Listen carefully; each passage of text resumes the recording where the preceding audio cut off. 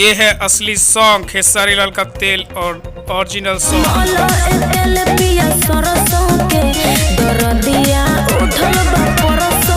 और ये है वो सॉन्ग जो चोरी करके बनाया गया है। जी हाँ दोस्तों, मेल वाला पार्ट फीमेल ने गाया, फीमेल वाला पार्ट मेल गाते हुए नजर आ रहा है इस सॉन्ग में। जी हाँ दोस्तों, खेसारी लाल का ट्रेंडिंग सॉन्ग तेल आ चुका है सारेगामा हम भोजपुरी पर और 2 घंटे के अंदर ही उसने 5 लाख व्यू बटोर लिए। जी हाँ दोस्तों, खेसारी लाल के फैंस को जिसका इंतजार था वो पल आ चुका है।